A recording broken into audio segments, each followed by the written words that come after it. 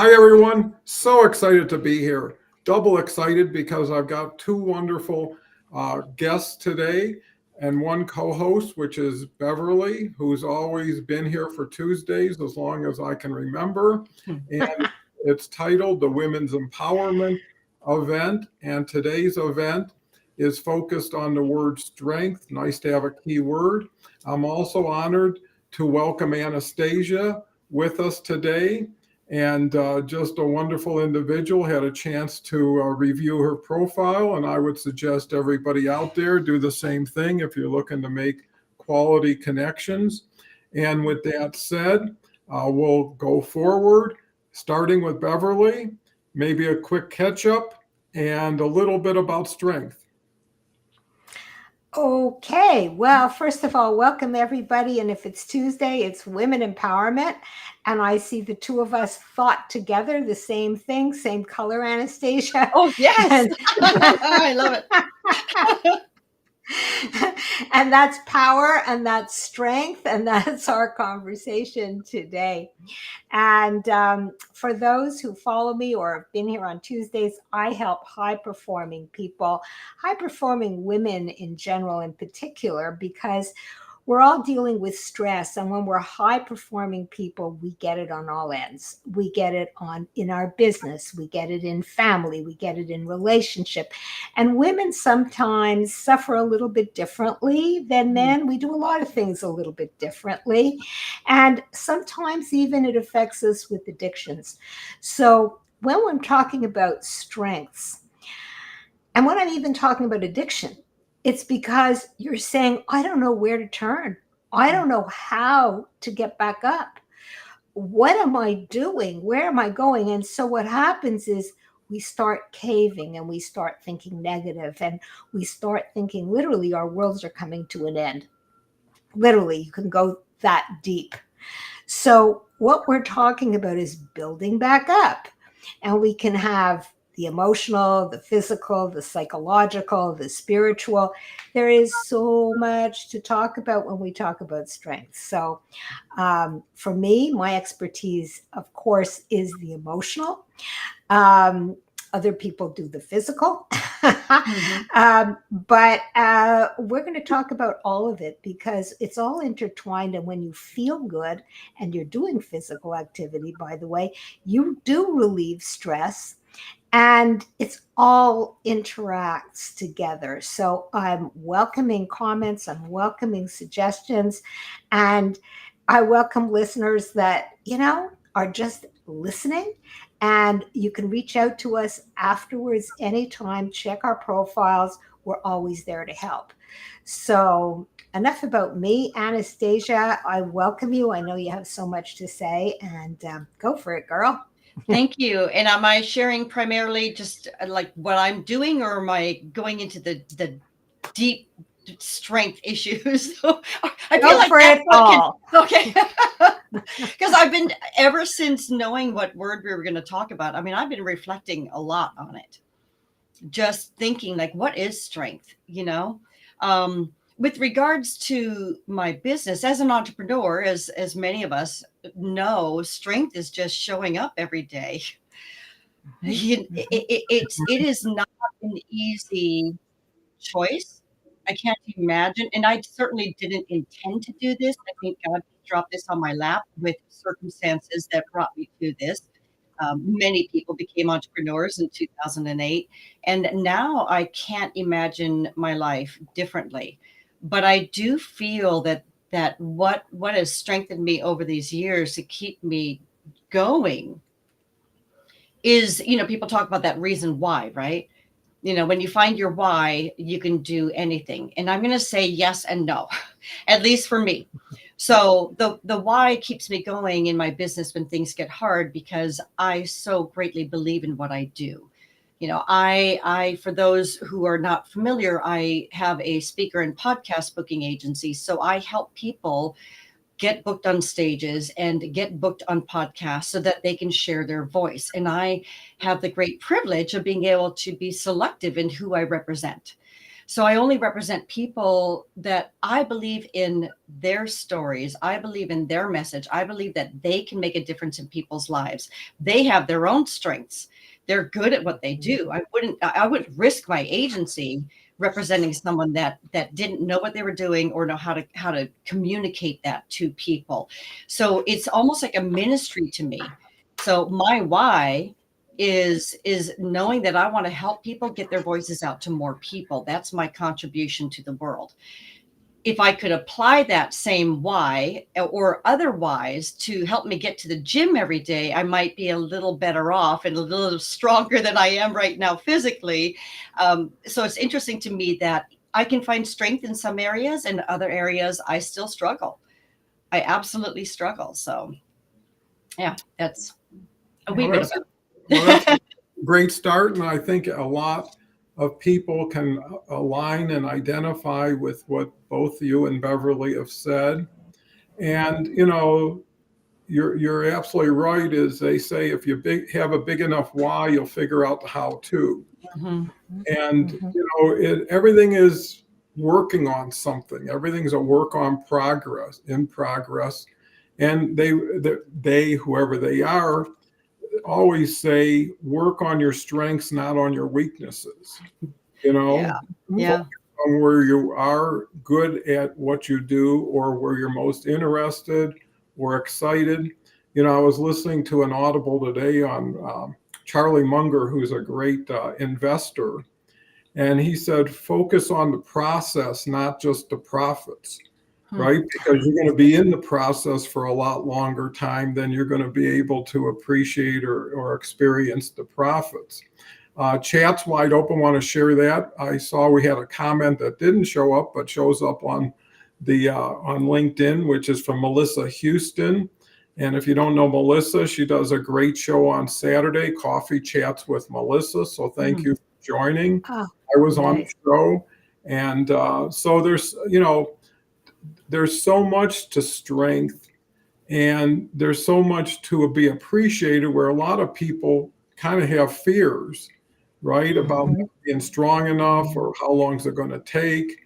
And everything is relative, everything is conditional to a point, and everything is individual. So I think, when you look at strength, you have to look at it through that perspective. So Beverly, where have you acquired strength over time, and what method did you use to attain that level? I think you have to have many methods. And I think when you say, how do you develop strength? I think you have to be hit on the head many times. Yes. You can't, you can't, you don't look, if you look back, and if we look back at all our lives, we have all struggled when we reach a certain age. And as we've gone along, there are more and more journeys. And the thing is, when we keep on moving forward and we keep on thinking of what's next, we forget our why. And I thank you for that, Anastasia, because that's so important. The why brings us back. And so when you ask me, how do you stay strong? It's because of your why. Why do I get up every morning? Why am I doing what I do? Well, it is my purpose and it is my mission to help people, as crazy as that might sound. It didn't happen like that. I didn't wake up and say, oh, yeah, this is what I want to do with my life.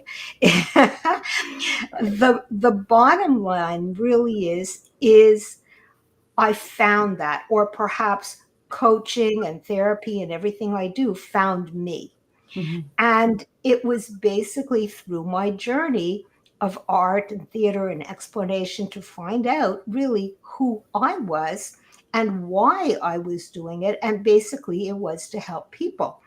And so when you find this why, I mean, this is me, but my clients, for instance, very often have lost that why. And that's the thing, because when we're caught up in our daily, day to day, pressures and aggravation. We're dealing with the day to day. Mm-hmm. And when we deal with the day to day, it's never good enough. There's always more. We're always searching. And then you can hit that wall and forget the why. And I'm thinking of a client right now who, I mean, she has a huge company. And you could say, why are you doing this? Well, yes, she loves what she does. She hates what she does because originally, as you grow bigger, you end up not doing what you loved in the first place. Hmm. And this, I'm sure everyone, particularly those who are entrepreneurs, will understand. You know, when I was just a clinician, I was helping people. This is what I loved. It was one-on-one. Okay. Now I'm still helping people, but it's completely different. So I have to deal with all kinds of accounting and people and VAs and all kinds of things, which isn't my why. Okay. I can't imagine why. And that's where you have to find your balance and go back to really being grounded. And when you're grounded, you do find strength. And I've mentioned on many times, for me, I have a system every day. It's rituals. I start with meditation. I do yoga. It grounds me. Hmm. And then I am strong enough to literally turn on the computer and say, what's facing me today? And I think how we build our strengths in anything is by setting boundaries. And sometimes we have to set boundaries with ourselves and say, this is too much for me. I have to stop it.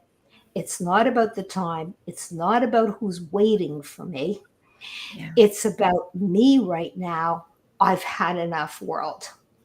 And so boundaries is a very important way of building strengths. And that's personally, and that's Mhm. professionally. And the world will go on without you. Guess what? Yes, yes, yes. So true. Yeah, that's how I do build my strengths. But you know, when we all look back at our story, as we were talking about, we all have struggled. We all have strengths, and we could all look back and say, how did I get through that? Whoa. Yeah. But the fact is, we did. And we go back to that. You say, hey, that's pretty good. But we never go back. You have to be stopped to really look at it. We're always moving forward to what's next. Mhm. And so, yeah, staying in the now, appreciating what we have, being in the present, keeping grounded can allow you to do your why and also have other people do the work that perhaps you don't want to do or they're better than you anyway at So that true. stuff. Yeah. Yeah. So thanks for that, Anastasia, because the why is so important and we mustn't lose that. We really mustn't. Great points and great insights shared. So, Anastasia, how do you take that to the next level? Well, further to the why, I've been thinking, so that when I said I've been reflecting on this for a bit, I've come to realize that there's also an association with trust. So first, there's trust in self that I am strong enough to get through this. I always loved, like I quote this so many times, Mother Teresa's quote. I hope I get it right, but basically she's saying, "I know God will never give me more than I can handle. I just wish He didn't trust me with so much." And that's been my life. I mean, I can reflect back on so many things, as I'm sure most everyone can. Really hard things. So we have to trust that we can get through anything, anything. Mhm. And we've witnessed this over the years in history. We see remarkable stories. In fact, I've been listening to these stories of saints. I'm not even a Catholic, but I'm listening to the Hallow app, and I love these stories of saints because I'm so inspired by what has happened, and so many other stories of, people coming out of horrific situations, the Holocaust and genocide, like in very, very different places. My own family, the California wildfires that happened quite a few years ago. I mean, I have at least 20 plus friends and family that lost everything. Things happen. We all get to go through these things. Where I experienced the most trust, or had to have trust in order to have strength, is in allowing other people to support you. So when you have to let a medevac team take your child in a helicopter and they won't let you in because there's not enough room, and you don't know if your child's going to be alive on the other end when you're frantically driving to a hospital far away, is trust. When doctors are putting needles in your infant who is dying and you're staying calm in the ER, it's trust. Me being like, I remember when that happened with one of my kids, I remember the nurses thanking me for being so calm as they kept putting needles in his back, trying to take a spinal tap out to find out what was going on. It turned out he had sepsis at 2.5 weeks, and we almost lost him. And if I had been panicking and crying unreasonably and making it harder for them to do their job, they would not have been able to care for my son. I've had multiple experiences, even with other children, of my almost losing them and needing to be able to think. So strength also is being able to function in the midst of the most horrific thing that you can possibly imagine, not falling apart. That's strength. But sometimes you can only get that if you trust the other people. You have to trust those medical people that they know what they're doing. I don't know how to take care of somebody who's dying, right? But they do. So there's a lot around strength and trust. But at the end of the day, we can only trust ourselves, right? Or for those of us who believe in a creator, we can put our trust on our creator. But at the end of the day, sometimes we need to trust other people too. And that can be really hard for a lot of people. And I feel like sometimes people feel like leaning on others is a lack of strength. But I say it takes more strength to let go and let other people, or let go and let God. I think it takes more strength to do that than to just pull ourselves up by our bootstraps and do what we know how to do. So strength and trust are very, very closely related as far as I'm concerned. Valid point. I think valuable point also. Strength is something you work towards. Mm-hmm. And too many people try to do too much too soon with too little and get frustrated and give up. Right. And, to me, building strength is consistency, perseverance. They say faith is the belief in the invisible, and if you believe it's going to happen because it has happened in the past, it makes for an exciting journey, and when you can change frustration with fascination and enjoy the ride, I think having a sense of humor is vital. Yes. There's so many times that will come up and you say, can't believe this happened. Or it's 1 in a million and you start laughing where someone might start crying. But you put it in perspective because there is no outcomes in life. There's only continuums. Everything moves to something next. And you get to choose how long you stay with whatever you stay with. And little things done right over time can compound. And you learn it better when it's slower, right? Mm-hmm. If someone says read a page slowly or read a book in a night, it's going to be a different journey. Well, let's get back to comments since I'm having them on LinkedIn, but not on the sidebar. And I don't see a thing. share with you a few of them. We've got Kelly here today. Thank you. Hey, hi, Kelly. Kelly, for being here. Actually, we've got 5 comments here.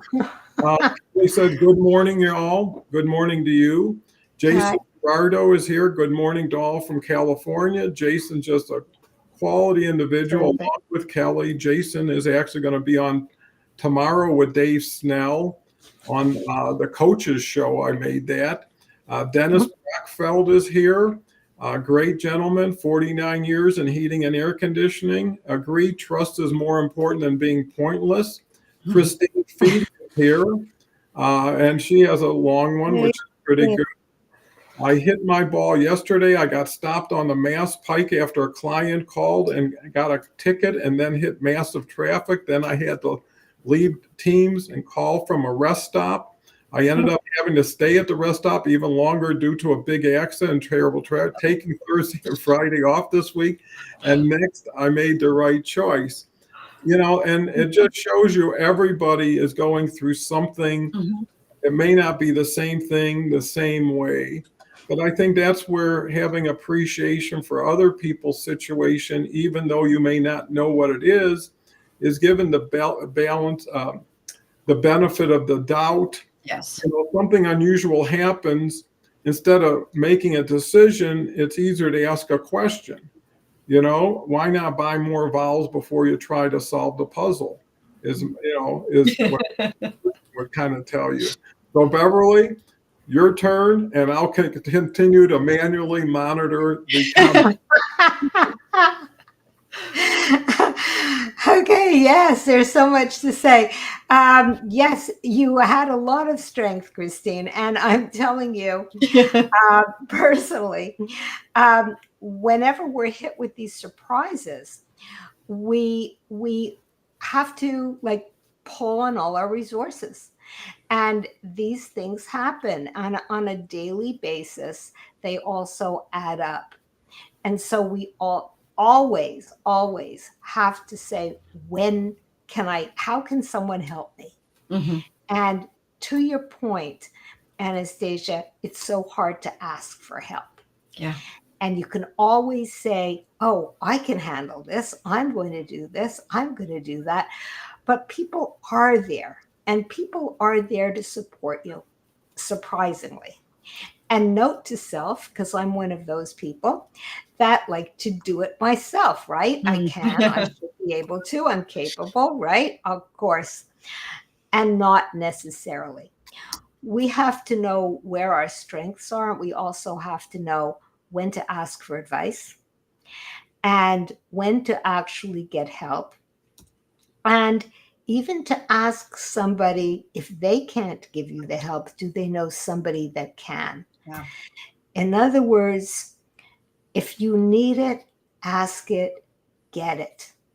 And you are strong, not weak. You're weak if you are suffering, and you're suffering in silence. But what you're doing is you're strong if you say, I need help here. Who can help me? And not to go negative and say, no one can help me. No one wants, nobody cares. Don't think negatively. When you're thinking positively, you will find a way. You will find a direction. And someone will point the way, no question. Even if you're calling from a rest stop somewhere on a highway, right? And say, I can't handle it. Can somebody else handle this for me? That would be a simplistic answer. However, we can often feel, if it's something important to us, that we can't share it, that it's too much for us, it's too much for anyone else, and that nobody really cares. And this is where a community is so important. And a community could even be on an online community. It can be friends that you know, people who will support you. They're there, and they can be there to lift you up. And when I say an online community, you don't have to know these people. And when I'm talking about women, because we're the only ones we know, I know. Women are there to also support each other. We are support animals, if you will. Yes. We support our friends, support our husbands, support our children, support, right? And so when we need support, we should also have the courage to step out of that and say, can you help me here? Do you know anybody? Like, what do I do? And if you're shy, reach out to online communities, Mhm. really. There are wonderful online communities, and I'm going to mention mine. It's on Facebook, it's not on LinkedIn, but it's Women Over 50 Rock. And people, there's no real agenda there, okay? People just come in, and I'll tell you, like right now, what's going on. There's not always drama. Usually it's just a very supportive, fun loving Women Over 50 rock. In other words, not with all kinds of problems. We all have problems, but we don't have Mhm. to go there in particular. And one woman wasn't there, and then someone reached out, and actually her mother reached out, her 90-year-old mother, saying that she's in the ICU. And the pouring of, you Mm. know, attention and outreach to support her. And it did get back to her, and she's out of the ICU. But what I'm saying is this kind of support, and basically from total strangers all over the world, is there. Yeah. And it matters. Humans are animals, and we do support each other and we do need each other. And so we have online communities, like, as you know, Kathy Tarconi was on. It's the Golden Life community for women over 55. There are so many online communities if you don't have a physical community. Mhm. And so, and you can have both, because sometimes you don't want to share with your real live friends, and your virtual friends could be just as supportive and maybe easier to talk to. Mhm. So take a look, advocate for yourself, find what you need. And that is strength, not weakness. Mhm. So I thank you for that, Anastasia, because yes, reach out, speak to people who can help you. That's so Mhm. valuable. I hope everybody's taking notes today. So, Anastasia, what are your good thoughts? Well, it actually started from something that you had said, Don, and I've been reflecting a lot on grace. So how grace can be strength, because it takes every ounce of strength sometimes not to respond to a situation in a way that is natural, that might come up. And we get to always reflect back on everyone's fighting a battle, right? We don't know, in particular when it's um, even a situation like on the road. I don't understand road rage. I've never understood how that happens, because it's like everyone makes this assumption that the person that cut you off did it on purpose. Well, you don't know. You don't know what's going on in that person's life, where maybe they are on the way to the hospital because their kid's in a helivac, right? Or they are getting away from an unsafe environment because their husband is not treating them well, and they only have a few moments, and the car they're in, the speedometer doesn't work. Things happen, right? So we get to have grace. But I find also, I reflect back on the whole choice factor that we have in how we show up. So I'm sure many of your listeners are familiar with a couple of the books that are two of my favorites, that Viktor Frankl's Man's Meaning, or I'm getting the title wrong, and then Dr. Edith Eva Eger wrote The Choice. Both of them are coming, they're both psychiatrists coming from a Holocaust experience, but talking about choice, that no matter what happens, they could take everything from you. What they cannot take away is your choice and how you're going to respond to anything. And it's hard. It takes so much strength to not respond in the way we want to when someone cuts us off or our partner doesn't say something or treat us the way that we had anticipated. Usually that's a breakdown in communication because we didn't tell them what we wanted, right? I love that book, Men Read Minds. No, Men Read Newspapers, not minds. So those types of things, I feel like we just have an option. Another book I highly recommend, The Four Agreements. That I pay attention to that like every single day. I even have little cards I pull out all the time. And that is basically telling us to not make assumptions. Number one, don't make assumptions. And you want to be impeccable with your word and, always do your best. And it's just like this aspect of giving grace, because we don't really know what that person meant or said or did, why they did what they did. And we also don't know what they're in the midst of. And we get to show up in a way that's always from a space of blessing people, giving them the benefit of the doubt. You talked about that, Dawn. I think that that's really important. Hal Elrod, who is like a hero of mine, once said that, especially when the pandemic first happened and it was really vicious. Remember the masking, not masking, vaxing, not vaxing, and family was dividing. It was like the Civil War. It was insane how ugly things were getting. And who knows what's happening with the election coming down the pike, what it might be like. But what he says is everyone is doing the best they can with what they believe to be true. And it takes strength to stop and reflect on that and continually have grace. Because if we're all coming from a space of anger and hate and judgment, our world is in a heap of trouble. But if we can lean on our own strength to stop, to breathe, to reflect, to try to have empathy for the other person. If I had their exact same life, everything that had happened to them, to the moment I'm sitting in front of them, who's to say I wouldn't be just like them, that I wouldn't be treating someone just like them? So I find grace is a strength. And it doesn't come easy. It definitely doesn't come easy, but I feel like it's an important strength that we all get to work on and build over time. That's very interesting, and it brings even more questions to mind than just answers. And, I believe having a workout buddy or a workout team goes a long way. Yes. I mean, how many times will you get out of bed to go to the gym if someone's honking the horn downstairs versus if it's just you, and vice versa? Yep. So you can help somebody get over that little hump that they might not have been able to do without you. And the other thing is encouragement.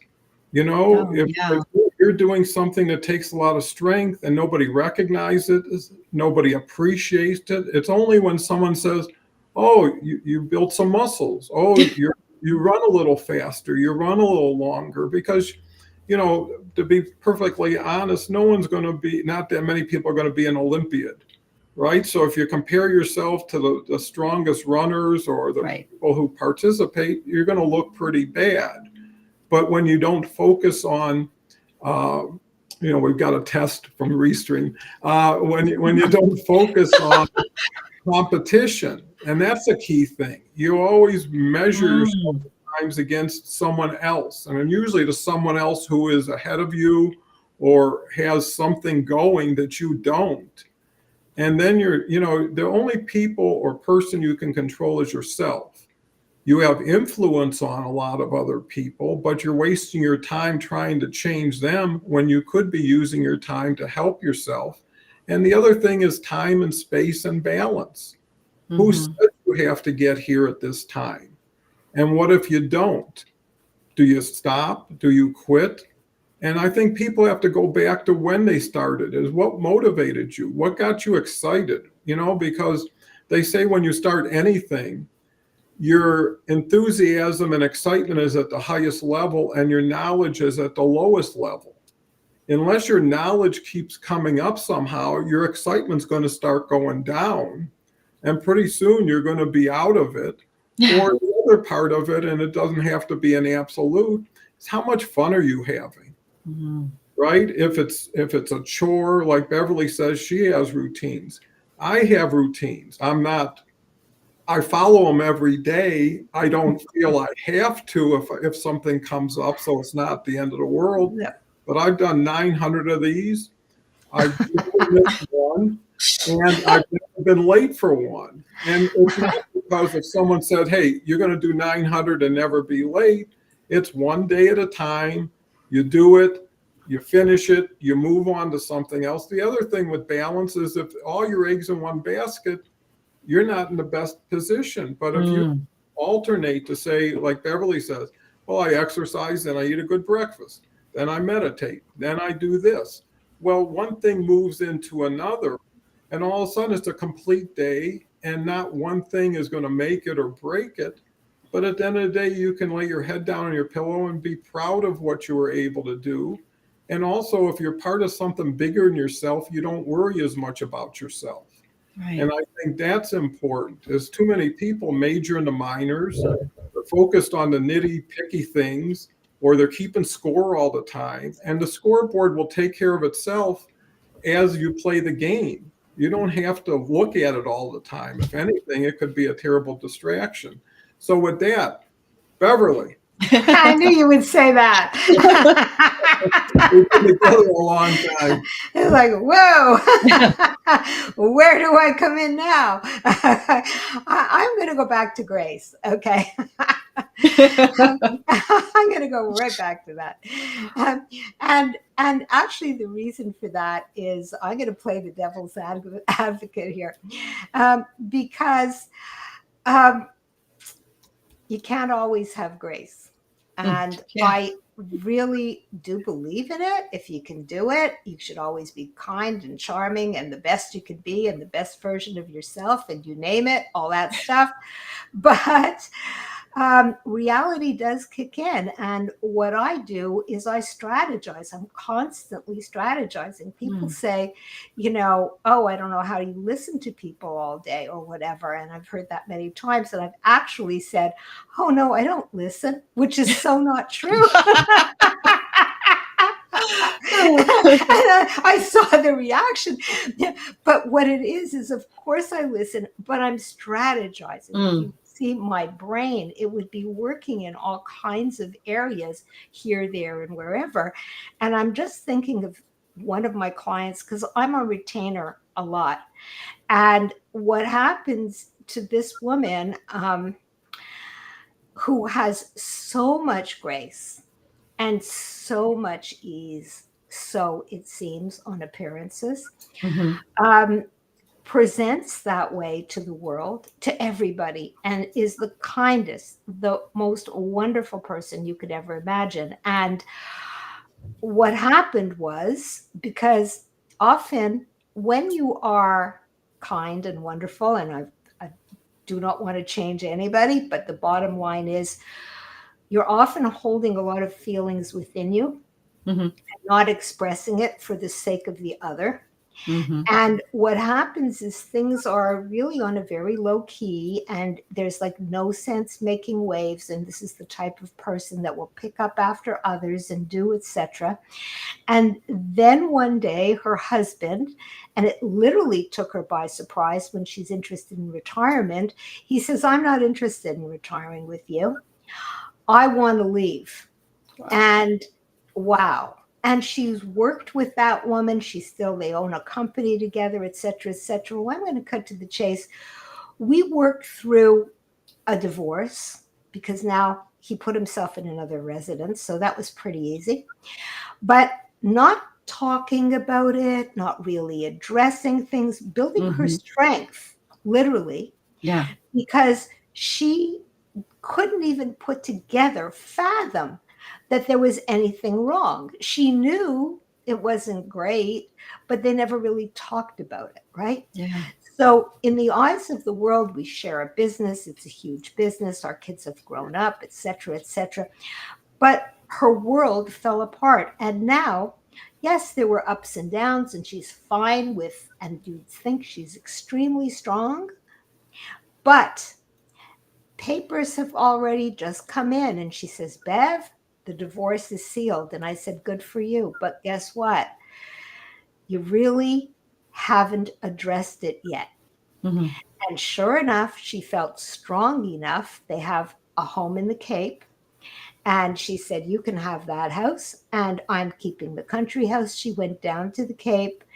And because her daughter was coming in, and literally, although nobody really talked about it, they were all having a good time, she fell apart. Mm. And that's what we're talking about. Okay. Yeah. But there I am strategizing and literally telling her it's not over. It hasn't been done.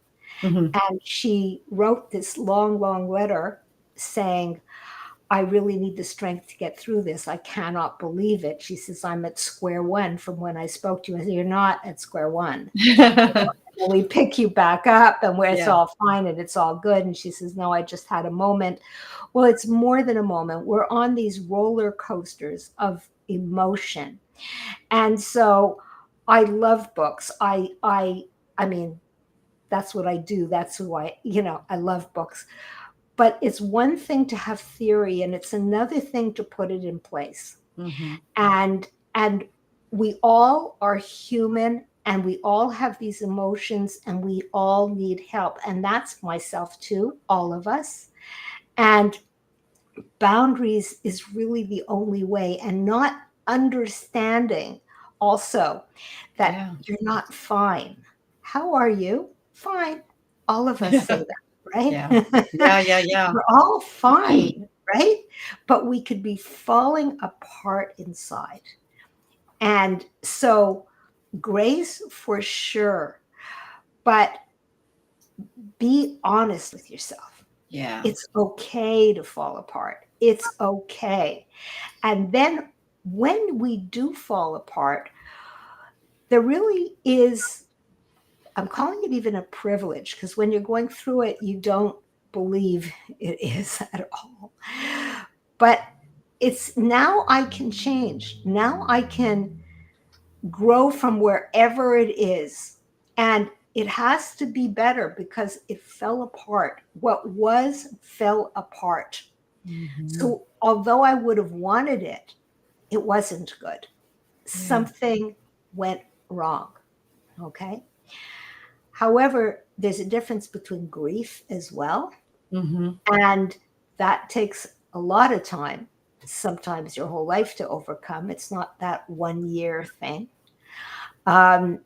Times change, but you can never really let go of a lot of losses. And we have to understand that. We have to understand ourselves. Mm-hmm. And yes, I'm saying positive. We all have to think that there can be better. Yeah. But we grow from that. And you can call that our strength too. Because, to quote all the gurus, it's a journey.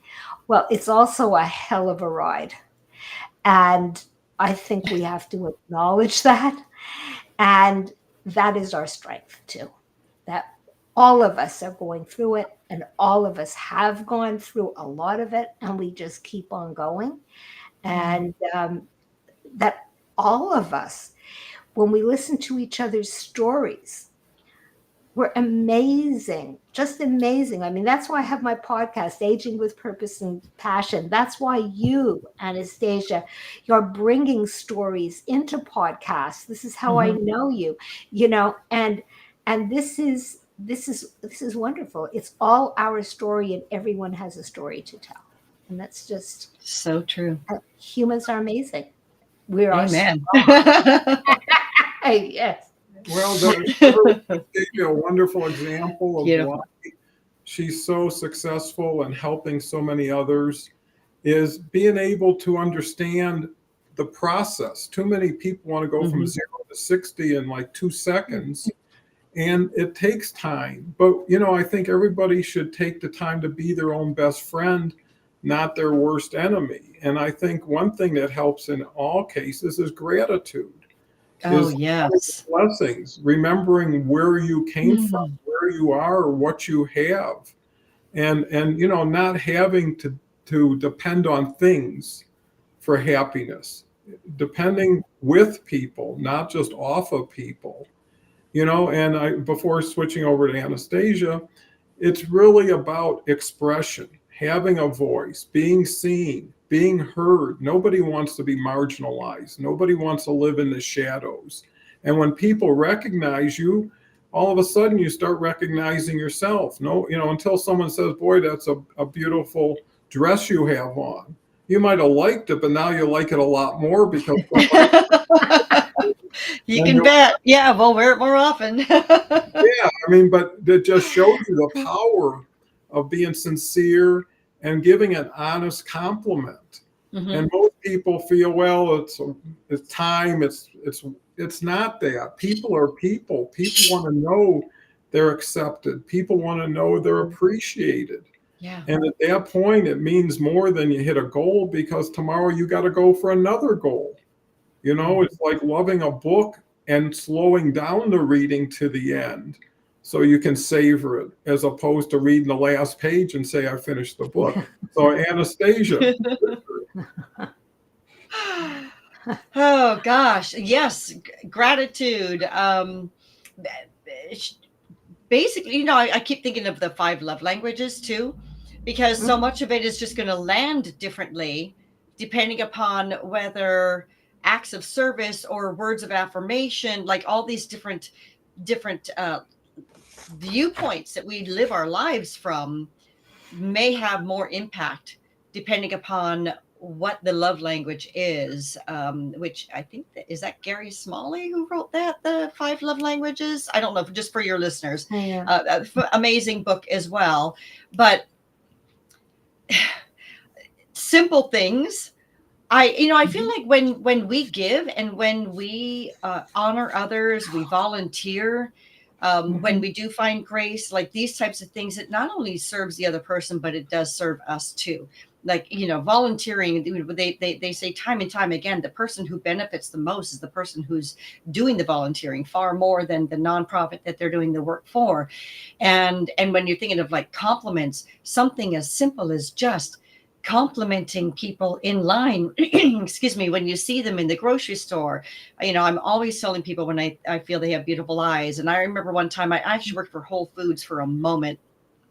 And my favorite job at Whole Foods was bagging and getting carts and putting them back and getting I love to move. And it was funny. Like I'm this 55-year-old woman just outrunning all these young kids because I knew how to work, but I liked to move. I hated it when they made me a cashier and I had to stand there and just check people through. But I remember one time I was putting a basket down, the little hand carrier basket, and put it at the edge of the conveyor belt. And there was a gentleman in line, and he was this tall man, and he had these beautiful, shiny brown shoes. Like I could tell he put some time into making those shoes shine. And I looked up at him and I just said, "Wow, I love your shoes. They just make you." And he just kind of smiled and thanked me. And I'm not sure he even understood English, but he got that. And I watched him even long after he had been in the checkout. He was on the other end, and I saw him look down at his shoes and smile. And I thought, something as simple as that, like he now feels he's going to walk taller out of that place from something as simple as that. We want to be seen. At the end of the day, we all want to be seen. We want to be noticed. So what's that one thing that we can say to somebody? We like their name. We like the way that they handle something, like anything. We just want people to be aware of us. And coming back to grief with you, when you were talking about that, grief, I myself have struggled because, this strength that I talk about in getting through hard things, sometimes you kind of have to cut off the emotion in order to survive. And it's important that we go back afterwards in order to be able to process that. And I know that I've actually damaged myself over the years from doing and handling these hard things and then not coming back, like what you're talking about, Beverly. And I'm finally, I'm going to be 63 next week. I feel like I'm finally just understanding life. Like I'm just getting going. I hope the Lord lets me have at least another 30 years because I got things to do. And I'm in a different space now where I just see things differently, and I do use my voice more. I used to be such a people pleaser that I never would allow myself to feel the grief. And I'm learning grief is healthy. It's healthy as long as you are in that grief, as long as it's serving you. And then what happens sometimes is that people can go beyond that, right? And you know this more because this is your job, Beverly. Like you help people with this. But I've seen people take grief too far where it becomes debilitating and it's not serving them anymore. And I have witnessed it in myself when I have not grieved enough. And that is a disservice. So you're right that there is a two-sided coin with the grace, because we can, if we're not careful, use grace to our own detriment.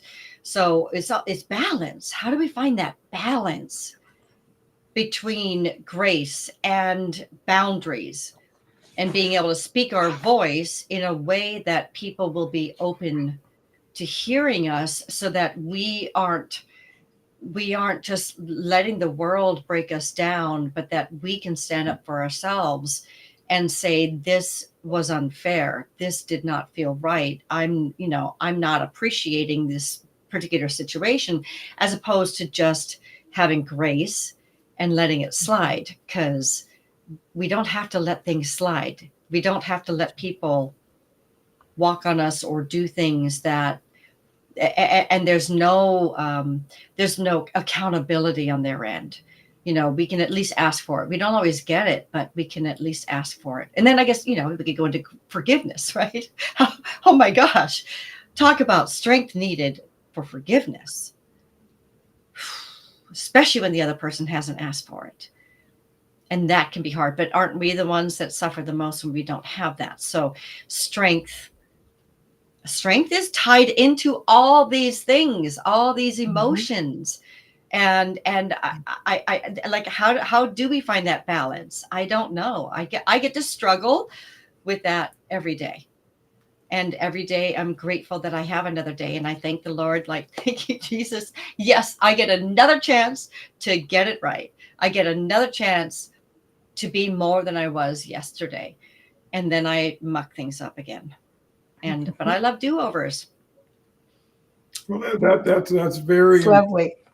I think what you bring up, Anastasia, too, is it's hard enough to reach your own expectations, but when you mix in everybody else's, right? And Yes. you got to go with your heart, not your brain. And sometimes you just realize it is what it is. How many people find themselves laughing at a funeral and they think, wow, I'm out of place here and everybody's looking. But that may be the case.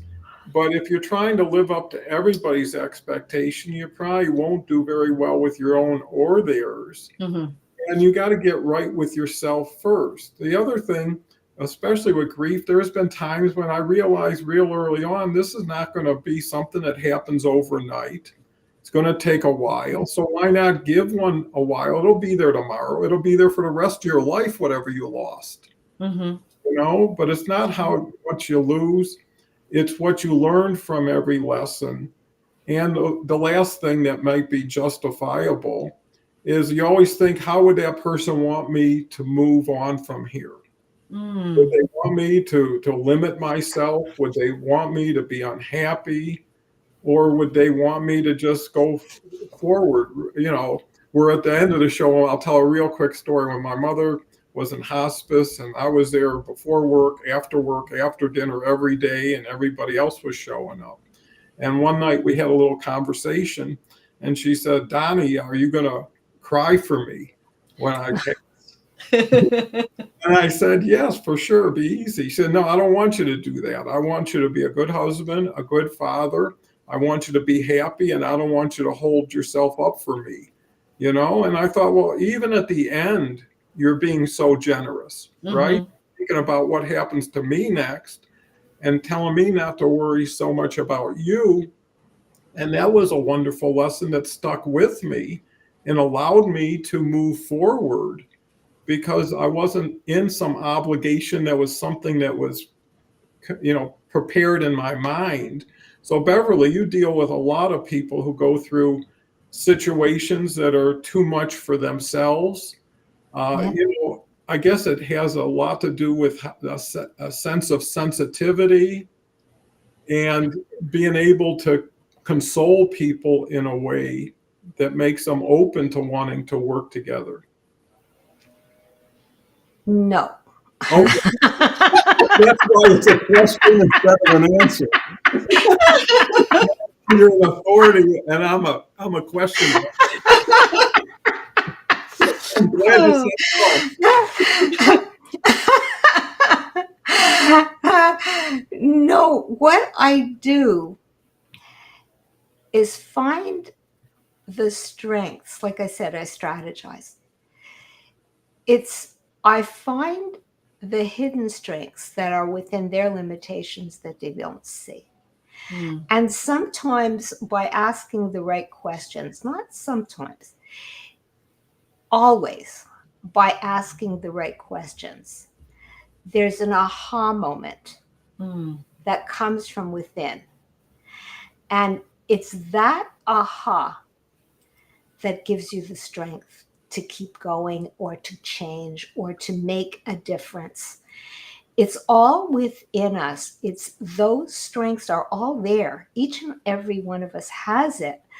But to be able to coach someone, not to tell them what to do. I mean, there are many people that can tell you, and there's many books that tell you, okay? It's to ask the right questions, to turn the switch inside. And that's why I love what I do. I absolutely love what I do because it's different than therapy. Therapy, you do go into those issues, Dawn. Okay. But then you see somebody once a week or whatever.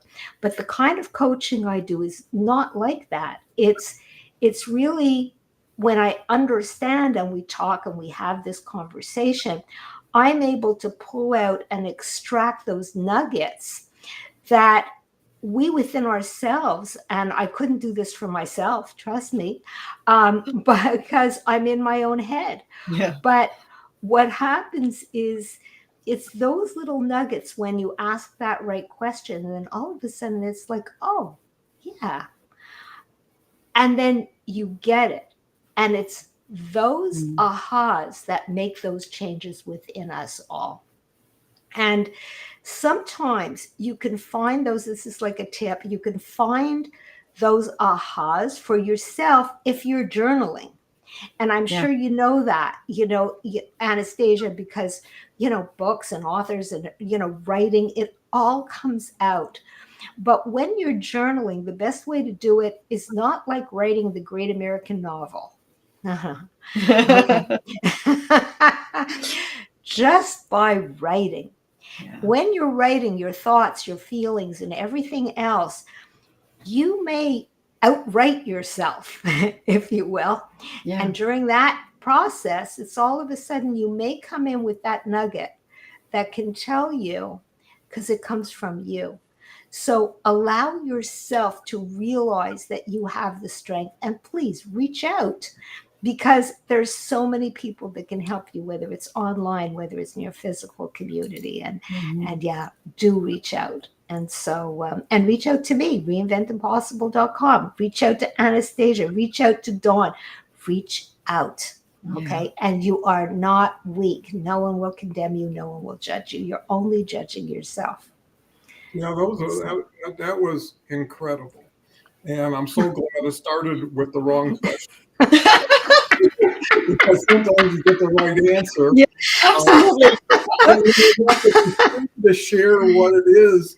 And too many people try to accommodate or minimize, and they become kind of diluted to the point where it doesn't have that much value. And the other thing is what we just accomplished was laugh and smile and a moment of joy. Mm-hmm. And I think that can break up some of that very unhappy, because it shows you still have that capability of being joyful and having fun and relating to other people. And, they say you're the factor of the 5 people you spend the most time with. Who are you spending that time? Where are they going? Right. Do you want to go with them? So now that we're almost at the end, Anastasia, I'll let you have final words. This was your first show with us. Hearing your feedback. Well, final words. I just want to kind of add to. I agree with the laughter. I think the humor is important in order to get us through. In fact, when you were saying who cries at a funeral, I'm like, well, I do. I mean, not laughs at a funeral, but that's when they have a great eulogy where people bring laughter. We want to remember people in a funny way too, but it does shift everything. When we can laugh at ourselves, when we can just laugh at life and situations, and it's legit healing. Like I used to have one of my first clients was a professional clown, and I used to have her do a talk on the history of humor and how valuable it is, and the medical studies and things like that. So, put on some Three Stooges and laugh. I mean, that can help us. We don't have to be strong to sit down and plug something in that's going to make us laugh and feel good. So that's going to be important. But I think more than anything, I would just suggest the listeners to reflect on all these things that we've shared. Be thinking as you show up every day from this moment forward, like, how am I showing up in strength? And what other things are tied into that strength that we talked about here, whether it be grace or forgiveness or trust and boundaries, like all these things, they all play into it. And we get to look at the word very differently than certainly I did before. I never really thought about it much. So thank you for this opportunity. My pleasure. You did great. I can tell you that experience. And Beverly, last words. Last words. Well, first of all, thanks so much for joining me, Anastasia. And of course, Dawn, thank you always, every Tuesday. Thank you. And to everyone else, I find what triggers you. And if you don't know what triggers you and sets you off in the wrong direction, ask your kids. Ask. Yes. Ask a family member. Ask the people closest to you. Okay. Because they know how to push those buttons. And then those are your weaknesses. And then you can build on those weaknesses and find your strengths. Beautiful. And if anyone wants, free 15 minutes, I help everybody, high-performing people, particularly for the stress, alleviating that in their business, in their personal life, in their families, et cetera, et cetera. And you can find me on reinventimpossible.com, or just go to Dawn's profile or go to my profile, and you're going to see me here every Tuesday. And I want to thank you. And thanks to everybody as well for listening. Well, thank you, because I've gotten stronger from today's show, and I've definitely gotten stronger over time with doing this show with Beverly, because you, again, like a workout buddy, you draft off of each other, you learn from each other, you share from each other, and it always gives you possibilities, because someone else's experiences and possibilities can become your lessons learned without, it's like someone goes to the gym and you get the muscles. Yeah. Right. And it's the same thing as we have here. And I think what Beverly did was encourage other people to reach out. Don't be alone when you're around people, especially people who want to help you and look forward to it. It's not an inconvenience, and sometimes enough is enough and you could blow up or implode, right? So once you get to that boiling point, let loose or let go long enough to come back. So beautiful points. You can always watch this again on my profile on YouTube if you missed something or want to learn something again. So there's always opportunity. With that, Anastasia, can't thank you enough. Beverly, I keep trying to thank you enough, and I never have. And audience, thank you, even though you were heard and seen, but not on the sidebar. That's right. Tomorrow's show is going to be with Dave Snell and with Jason Gerardo. And then Thursday is Kelly Steinecke, who has been with me every Thursday for 19 months now. Wow. and has gone on to unbelievable success and having live streams and everything else. So it's just a ball. Thank you again. We'll talk tomorrow.